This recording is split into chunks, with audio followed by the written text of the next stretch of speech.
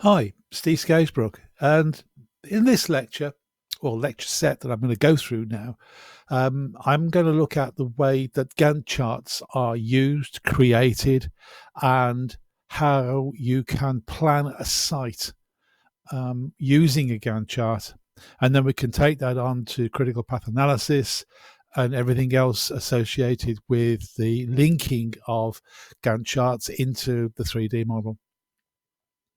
So really, I've left this up so you can see where I'm going to be leading you, because um, I'll go through it and you'll see where it's going. But really, I'm going to expand on the use of planning and the sequence of work. It's very important that you understand this.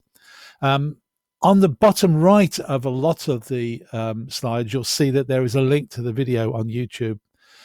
These are put into a playlist. So if you want to go through all of them at the same time, you can do, or you can just go through each of the slides, click on the link and you'll see it.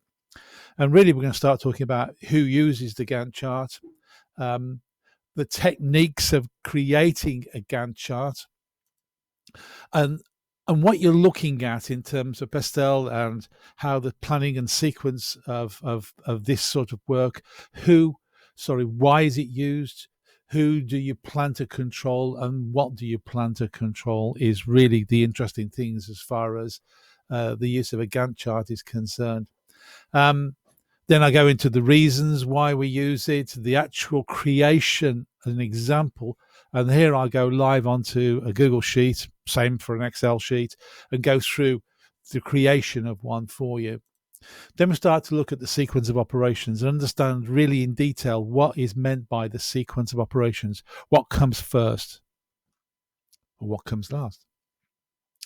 Then some statements to consider, equality of planning, use of planning, the planning tools and everything else that's associated with this.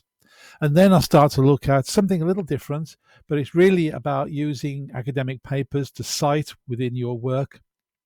And this particular one is very good. So you can copy that and then go and find it. The best way to look at it is to go to Google Scholar, and then you'll find this particular paper. And I think you should be able to download this one. I don't think it's behind a firewall.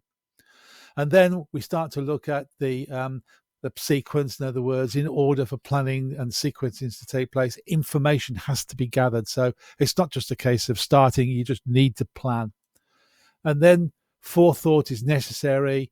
Without planning, without all of this above, control becomes meaningless. So we'll go into that as well. And then the method, the sequence, the resources, and the logic that goes into putting all this together. And then we'll look at the order into produce of all the plans of all these elements have to be integrated. So it really is looking at every aspect.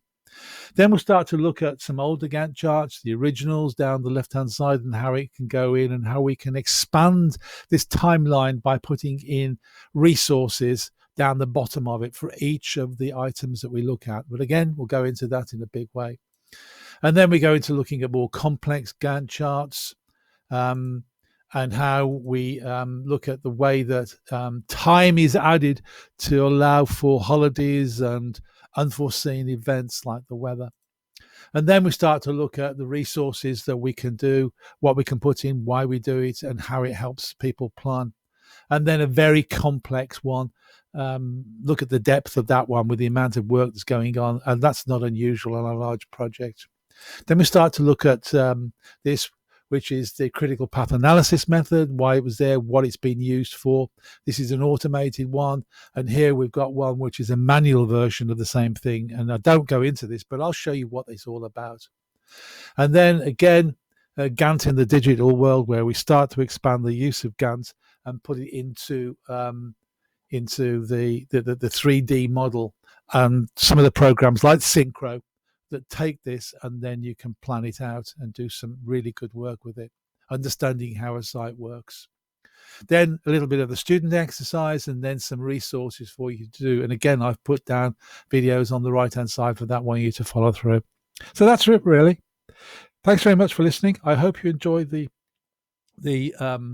slides. This particular slide is up on my skaze.co.uk site, but for my students, it's also up on Moodle. Thanks a lot. Cheers and bye-bye.